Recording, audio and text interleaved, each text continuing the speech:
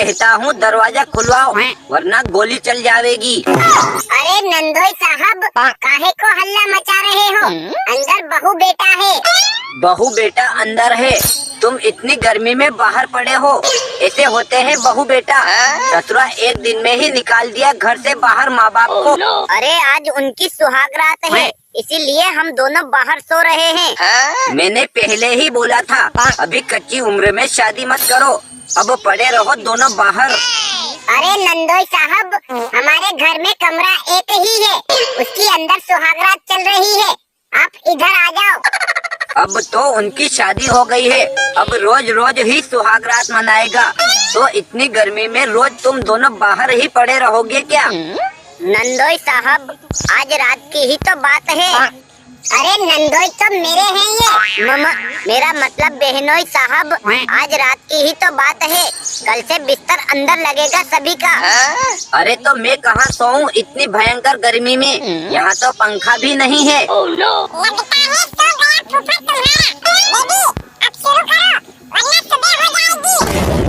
फिर गोली, इस फूफा को भी चैन से सोया नहीं जा रहा है। फूफा यार, जब सारे मेहमान खा पी के दफा हो लिए तो तुम्हें यहाँ रुकना जरूरी था क्या?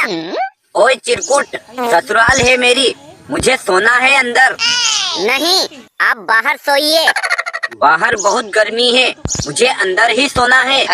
फूफा, अंदर तुम्हारा कोई काम नहीं है, मेरा काम है। हैं?